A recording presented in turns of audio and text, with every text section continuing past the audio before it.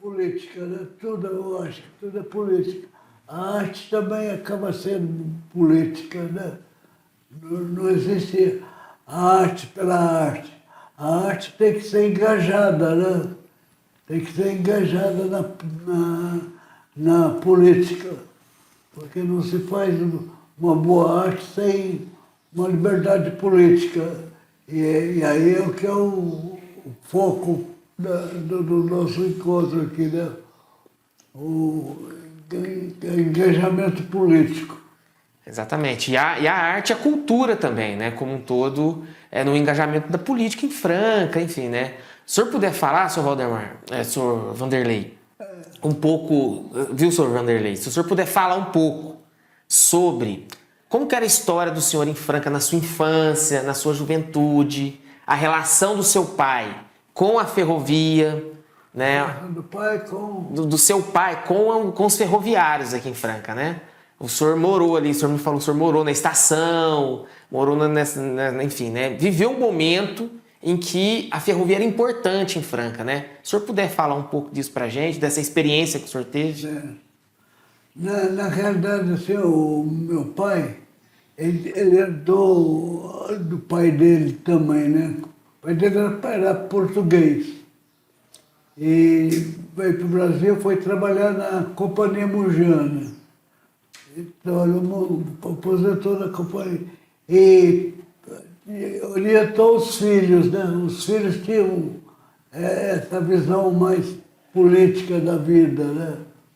E, vamos dizer assim, o meu pai também se envolveu com isso.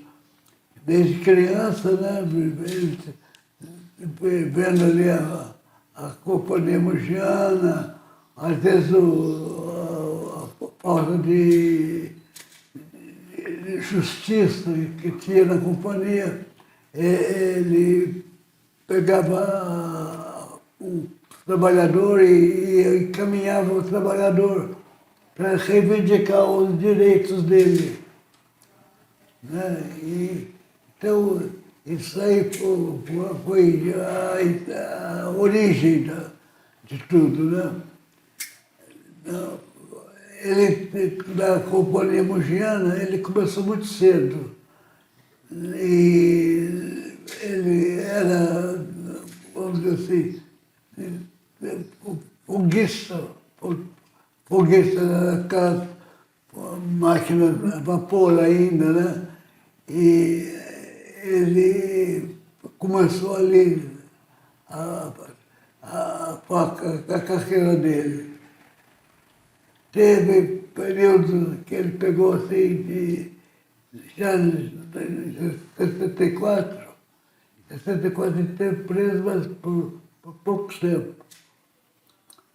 Mas depois eu aqui fiquei por mais tempo, fiquei 7 meses e meio na presidência de Tiradentes, no presidente de Tiradentes, pavilhão 1, cela 3, era o meu endereço. De quando foi, deixa eu ver se eu me lembro. De fevereiro até novembro, eu sei que por aí. Dessa vez, os 82 anos dificulta um pouco a gente guardar, mas foi aí. E em casa, voltando a falar do meu pai, né? Ele tinha esse contato com o Partido Comunista. E em Franca havia alguns companheiros, e esses companheiros se reuniam em casa, haviam sempre.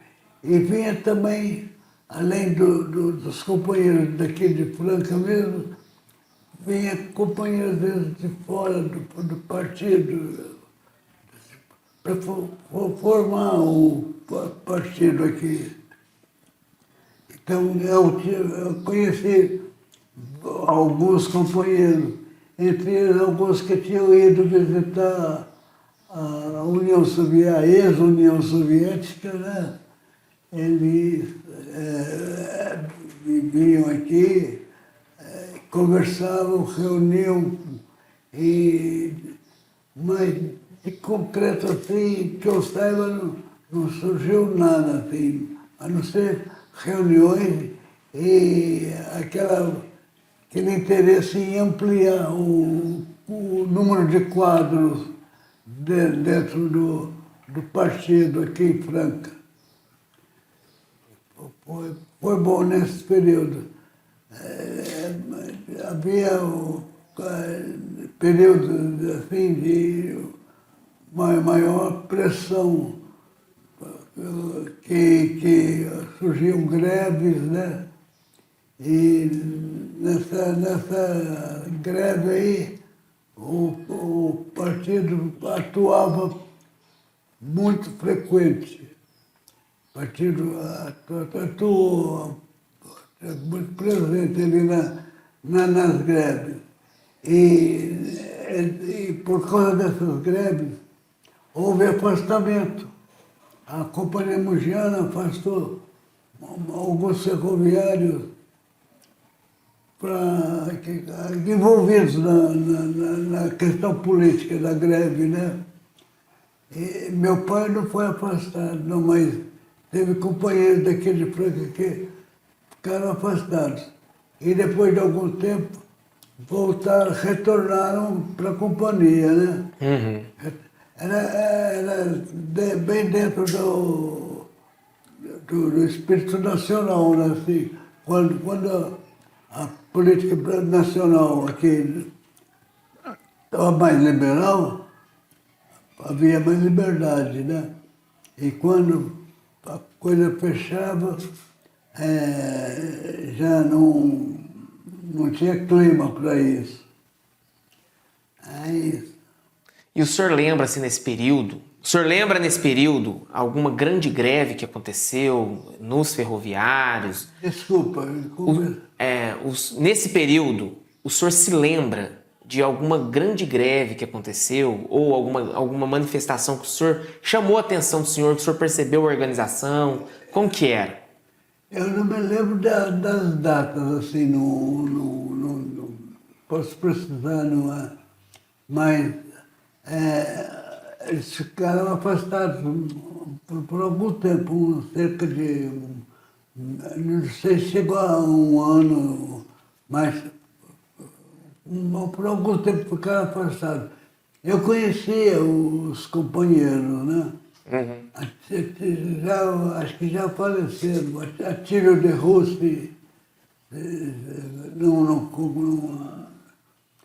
tem o filho dele, Marcos de Russi, trabalhava na Amazonas de borracha, que tem uma visão boa da política.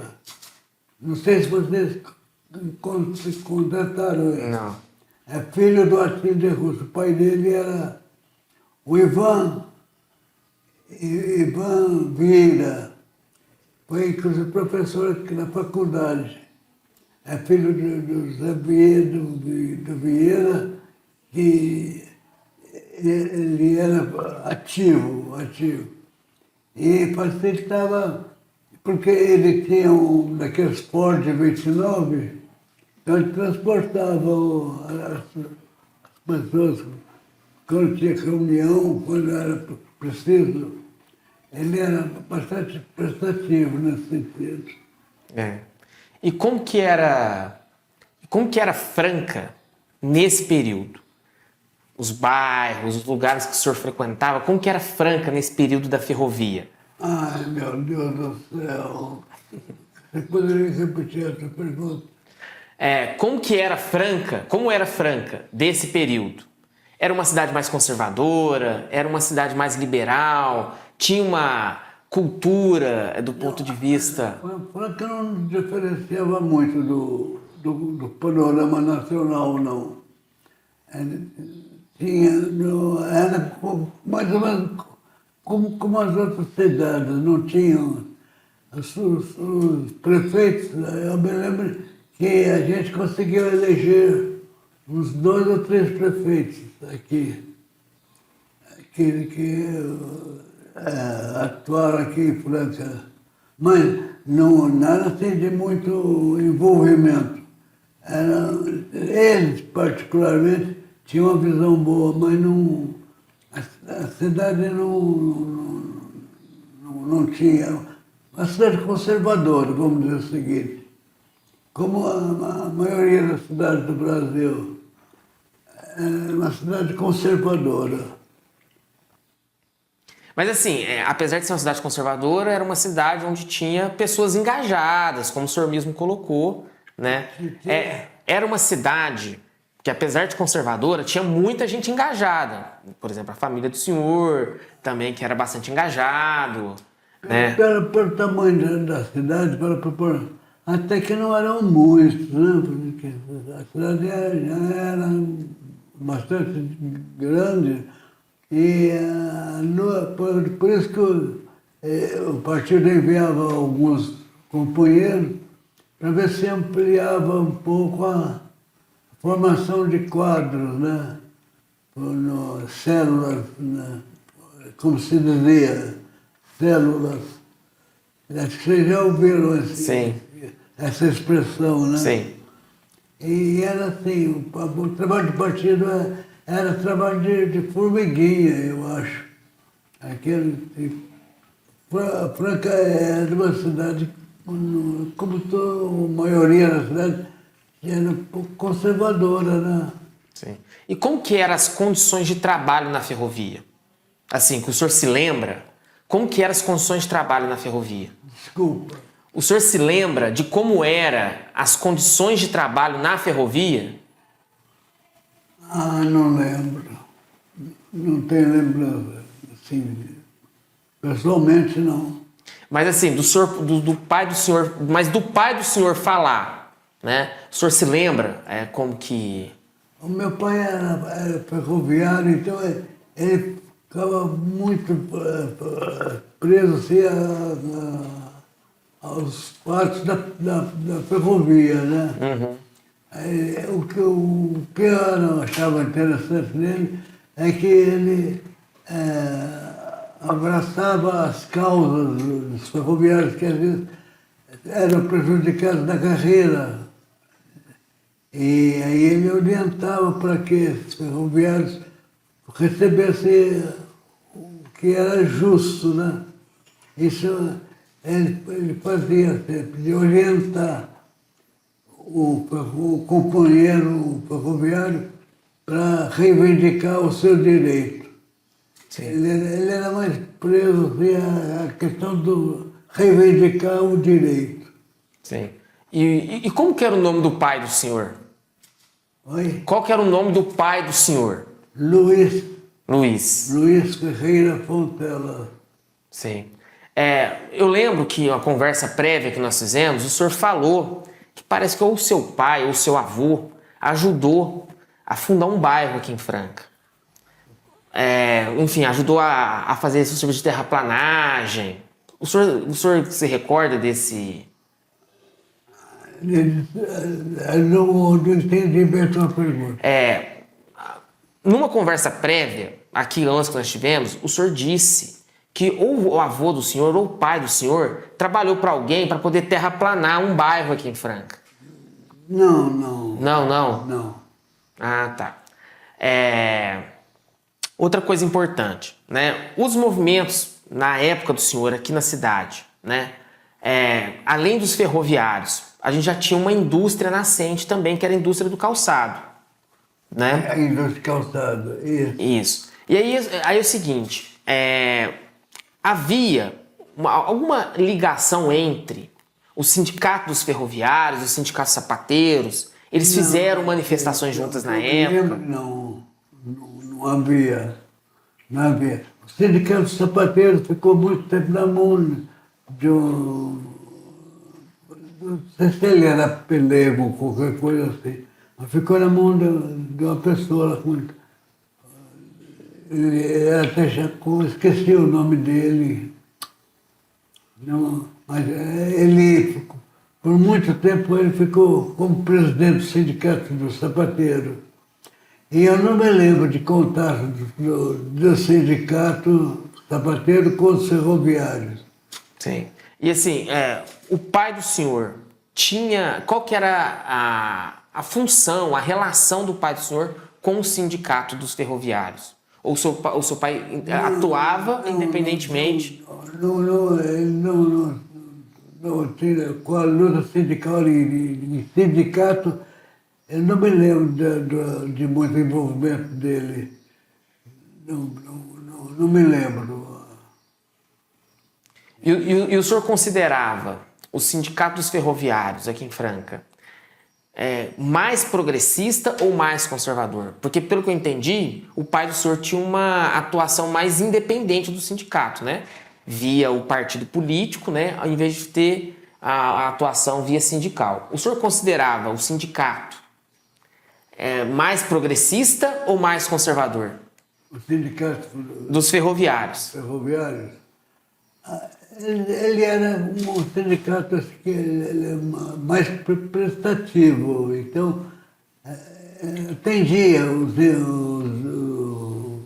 interesses do associado. Assim. Não, tinha bastante coisa que ele atendia, mas mais no sentido reivindicatório. Ah, sim. Durante a ditadura, né, que foi a parte que o senhor mais atuou, né, politicamente falando, porque assim, a ferrovia em Franca vai até a década de 80, né? O senhor tem notícia de como que era, né, a luta aqui em Franca, nesse período, né, dos ferroviários, da ditadura, se retraiu muito a luta, como que ficou? Desculpa, novamente... Tá certo, eu vou falar um pouco mais alto. Assim, ó, durante a ditadura, que foi o período que o senhor mais atuou, politicamente falando, o senhor tem notícias, porque o senhor não morava em Franca durante a ditadura, né? Mas o senhor tem notícias da atuação dos ferroviários durante o período da ditadura militar? Não tem. Os ferroviários com outros partidos? Não, durante a ditadura militar, a luta dos ferroviários, o senhor tem notícia de como que era aqui em Franca? Não tem. Tá certo. E da experiência do senhor, o senhor pode dividir um pouco com a gente com relação à questão da luta do senhor contra a ditadura? Desculpa. Com relação à atuação do senhor pode dividir com a gente um pouco da sua atuação durante a ditadura militar? Eu atuava mais com os estudantes, né? Na época tinha o centro acadêmico, antes no ginásio já tinha o centro de estudantil também, mas era mais reivindicatório. Não era assim. Na escola não tinha muita coisa que. Enquanto eu era secundarista, né? Não tinha muita coisa para reivindicar, não tinha. Assim. E o senhor falou, né, que o senhor ficou preso, né, durante um período, 7 meses. Né? No começo da entrevista, o senhor disse que o senhor ficou 7 meses preso, né, num presídio de Tiradentes. Enfim, e o senhor tem algo, acho que, assim, significativo desse período que o senhor gostaria de compartilhar? Desculpa. O senhor disse no começo da entrevista que o senhor teve um período preso, né, durante a ditadura militar. O senhor lembra o ano que foi, como foi, o que aconteceu? Ah, sim. Eu fui preso em 70. Não, em fevereiro de 1970.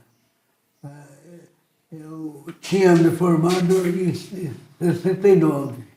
Eu tinha concluído o curso de História. E fiz algumas questões para dar aula, né, para iniciar a carreira. Mas em fevereiro eu fui preso, né? em função das reuniões anteriores que haviam havido em casa, principalmente. E casa era aberto para essas reuniões. E, então eu fui preso em fevereiro, levado para Ribeirão Preto. Em Ribeirão Preto eu fiquei um dia no presídio em Ribeirão e depois transportado para São Paulo. Em São Paulo já estava preso o pessoal de Ribeirão que ia muito em casa. Um deles, inclusive, era um xará meu, o Vanderlei Caixa. Deve ter ouvido falar, já falecido. Então, o Vanderlei era um contato assim, que a gente tinha para estar sempre falando. Ele, a Áurea Moretti, também uma companheira muito boa, muito legal. Então, a gente mantinha muito esse contato. E a gente fundou um jornal chamado O Berro, em Ribeirão Preto. E nesse jornal O Berro, eu fiquei como diretor, não mais administrativo. E o jornal circulava no meio operário. Era distribuído gratuitamente em sindicatos. Então, e as reuniões que eram feitas também na minha casa, sempre. E isso transpareceu quando houve aquela repressão maior da ditadura, né? Que estava reprimindo mesmo. Então eles chegaram até esse jornal Berro e tal, e eu acho que foi em função disso que eu acabei foi decretada a minha prisão preventiva. Aí eu fui transportado para São Paulo. Em São Paulo, o Vanderlei já estava preso com outros companheiros da região de Ribeirão. De Franca foi eu, João Paulo e um outro companheiro que já morreu, chamado Magno da Dona. Não sei se você ouviu falar. Não, já ouvi falar. Magno da Dona. Você é de Franca? Sou de Franca, sou nascido em Franca. O jornal O Diário da Franca? O Diário da Franca. Ele foi o primeiro assim, editor do jornal. Ele era uma pessoa muito inteligente. Depois do Diário da Franca e da prisão, ele acabou indo para o Estado de São Paulo, Estadão. Trabalhou lá há algum tempo também. Uma pessoa muito inteligente. Na pena que já é falecido, né? Mas ele também participava das reuniões e também foi preso, né? Daqui de Franca foi preso ele e o Japaulo, Nelson José Japaulo, que falou que tem uma rua aqui em Franca com o nome dele. Tem uma rua aqui em Franca com o nome dele. Ah, tem, então. É o Nelson José Japaulo. E foi levado para São Paulo, e em São Paulo o Vanderlei já estava lá, ele já me encaminhou para a cela dele. Então eu fiquei lá no pavilhão 1, cela 3. E ali eu permaneci até eu ser levado, depois de 7 meses, não me recordo bem, para a auditoria militar, e lá o juiz me liberou. Inclusive tem um fato aqui interessante, que quando o policial foi me pôr algema, o outro falou, não precisa dessa aí, não precisa pôr, não, é geladeira. Não sei o que ele quer dizer com isso. Eu interpretei assim, geladeira, quer dizer, não era muito atuante, né? E não foi colocado. A única oportunidade que eu tive de ser algemado Não fui. Não sei como é que é. Se é algemado. Ficar algemado. Sim. Bom, o senhor também deu uma... Na nossa conversa anterior, né, do outro dia que nós estivemos aqui, aqui, ó, o senhor aceita um pouco de água?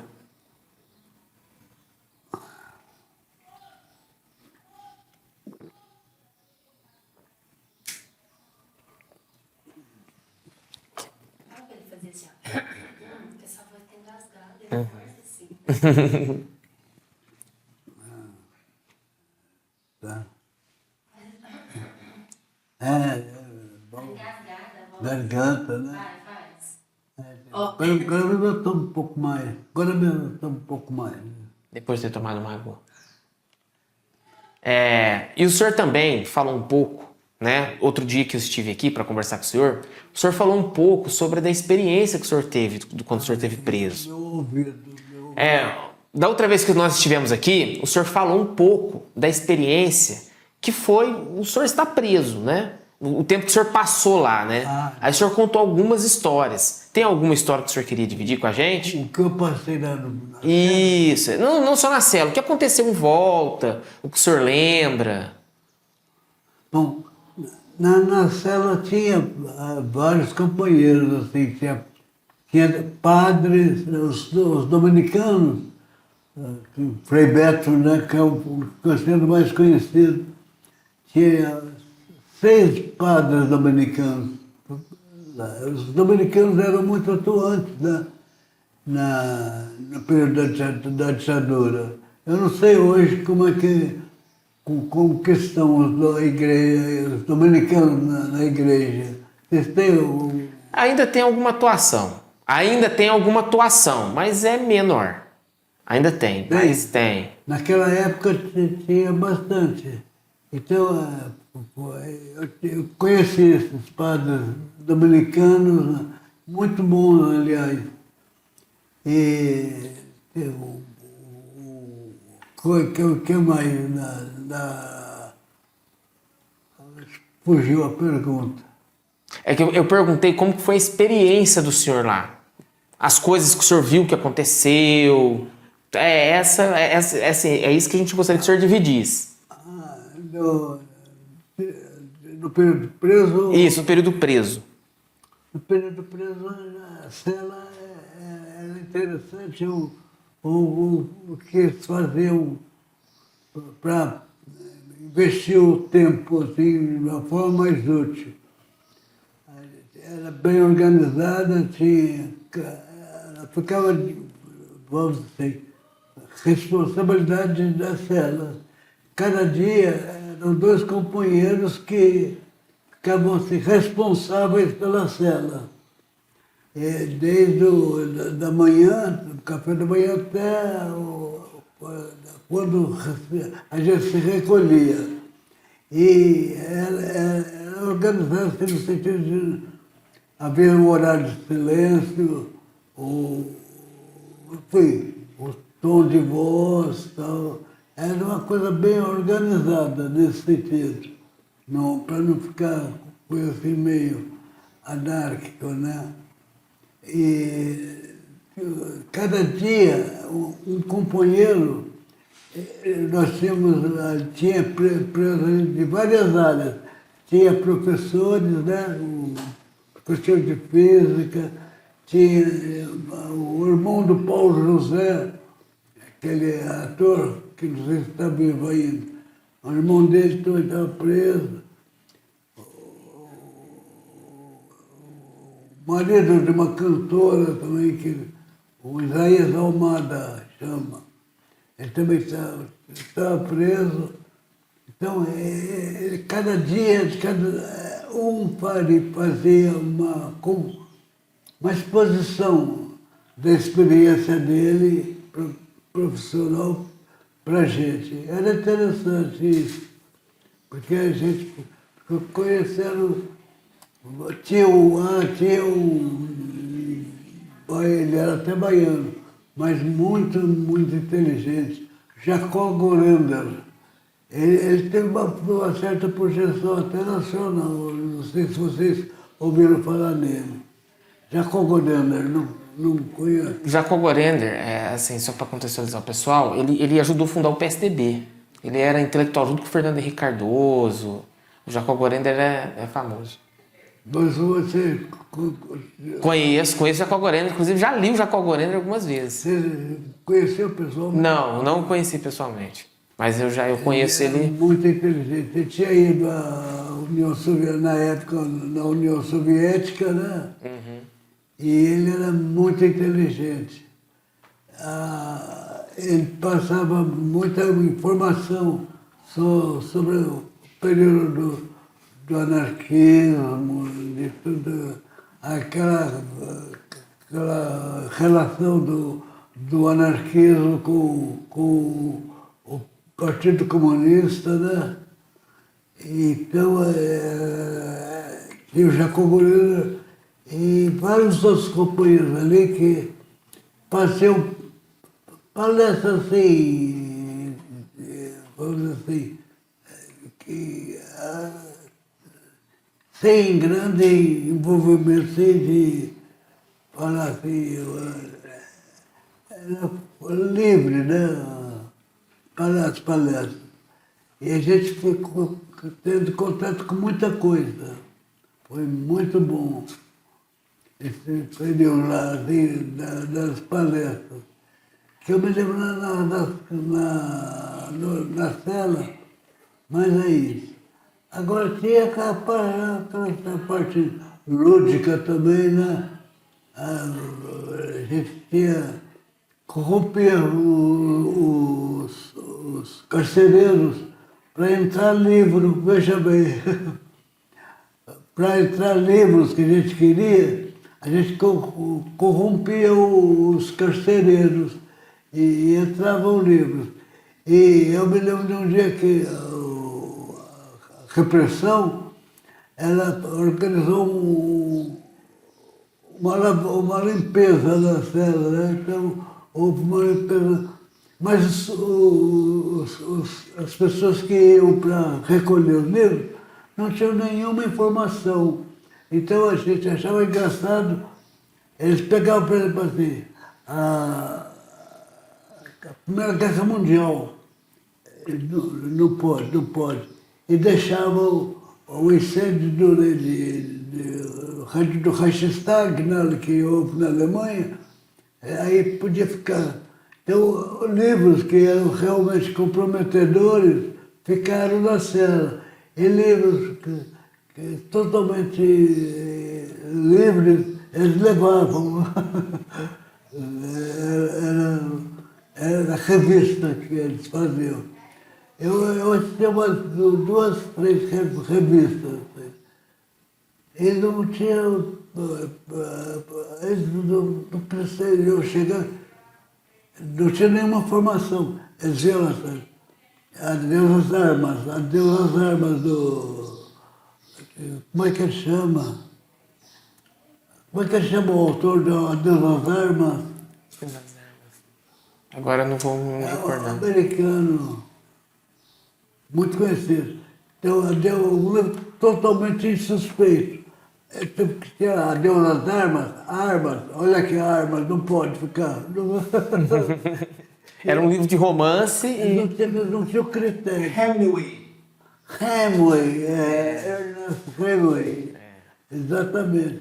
Esse eles recolheram. Porque tinha Escrito armas lá, né? Adeus às armas. Adeus às armas, eles fixaram na palavra armas não pode. Mas o senhor também comentou, até um episódio específico, né? Mas se o senhor conseguir lembrar de alguns, que havia na prisão alguns momentos de perversidade por parte da ditadura também. Não ouvi, desculpa. O senhor comentou, na nossa conversa prévia, que havia alguns episódios de perversidade dos repressores com vocês lá. E o senhor até contou um caso significativo de um... Meu Deus, desculpa.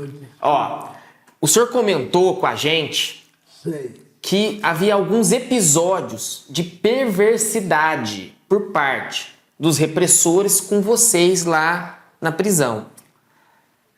O senhor lembra de algum episódio específico? Lembro, sim.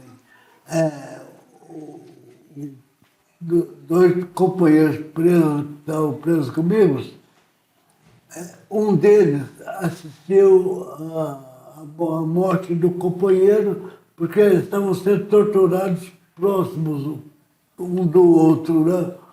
E um deles, que aliás era judeu, chamava Shael Schemberg, ele não resistiu à tortura, faleceu. E eles levaram esse companheiro que estava preso comigo na cela para lavar o sangue do companheiro morto. De uma crueldade, sadismo impressionante, né? Sim. Lavar o sangue do companheiro que havia resistido, que havia falecido na tortura. E eu me lembro de outro também que foi retirado da cela. Eles falam que era por um interrogatório. E ele sumiu, não voltou para a cela. E aí, depois a gente soube que ele havia sido executado numa chácara que é Oban. Você já ouviram falar da Oban? Já ouvi falar, já. Operação Bandeirante. Antes. Era uma delegacia preocupada só com a repressão.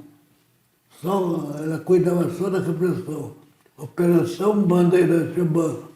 Ele foi levado para o Oban e lá foi executado. Depois da imprensa noticiou que ele havia sido morto num confronto com a polícia. Não, ele estava preso. Não teve, foi executado. Foi que eu me lembro mais assim que foi dois casos assim que marcou, né? Ah, sim. Marcou bastante. E quando uma outra fato assim, correlato a isso, os interrogatórios, né? Às vezes era preso o marido e a esposa, os dois eram presos. E no interrogatório, às vezes o marido fraquejava e a mulher ficava, não fala. A atuação da mulher foi firme, né? Firme, nesse sentido de não denunciar. É que eu me lembro assim mais esses fatos. E tinha os médicos que também agiam com a gente, cuidar da saúde, né? do companheiro doente. Tinha um médico lá, ele facilitava muito para a gente que estava lá na cela, porque ele atendia, né? Tinha 4 médicos, que eu me lembro assim. E tem mais destaque, assim, que eu me lembro foi mais isso. Sim. Assim, para a gente já ir finalizando, eu queria que o senhor falasse um pouco, né, da influência que teve, né, os ferroviários, o seu pai, na sua concepção de mundo, na sua formação, né, o que o senhor viveu aqui, o que o senhor levou para a vida. Eu acho que isso seria legal, assim, para a gente finalizar, o senhor falar um pouco. Do período que o senhor viveu aqui e o quanto que isso influenciou na vida do senhor. O período que eu vivi? Em Franca, com o pai do senhor, que era ferroviário, e o quanto que isso influenciou na sua visão de mundo. Eu participava junto com os outros companheiros ali, daqui de Franca, reuniões. Era mais no sentido, não sei se você lembra, de uma expressão que é a esquerda festiva. Você conhece essa expressão? Conheço essa expressão. A gente era mais da chamada esquerda festiva, nesse sentido. Sim. Reuniam, tinha festival teve uma semana de arte moderna aqui, festival de música, alguma coisa assim. Por isso que era esquerda festiva. E nesse período que teve a Semana de Arte Moderna, né? O senhor se lembra de algo significativo desse período? Alguma coisa que... O senhor, não sei se o senhor participou de algo. A Semana de Arte Moderna de 22 lá. Não, aqui em Franca. Eu me lembro do quê? É porque o senhor disse que aqui em Franca tinha festival de música, tinha a Semana de Arte Moderna. O senhor lembra de algo assim que o senhor acha significativo? Eu lembro das músicas, né? Tinha o cara que compunha música, mas aqui não era só do partido, era aberto. Sim. E, inclusive, a Rádio Artes, acho que ela transmitiu alguma coisa sobre esse festival, transmitiu sim. E o que mais? Não tinha, era esquerda festiva mesmo. Não tinha, nem havia clima para uma coisa mais incisiva, né? Aqui em Franca não teve assim, algo. Foi mais reunião, promoviam, mas para dialogar, conversar e ampliar o número de companheiros, né? Sim. E assim, para a gente encerrar, o que o senhor lembra do seu pai que mais te marcou e que o senhor levou para sua vida na relação da atuação política? Não, a relação do meu pai era com o partido, era mais em reuniões mesmo. Ele não era uma pessoa ativa em outras áreas. Ele era ferroviário. Então, era mais reuniões que ele participava junto com os companheiros, então, e tentando ampliar o número de quadros, né? Como se diz. E ele incentivou o senhor a entrar na política? Não. Foi uma iniciativa... Eu estudava, né? Então eu ficava circunscrito ali à escola, né? A escola. Não incentivou, não. Eu é que me interessava e quando ia o companheiro vinha o companheiro de fora, eu conversava muito com ele. Inclusive teve ele, negro, né? Uhum. Teve na União Soviética, ele contou um fato engraçado.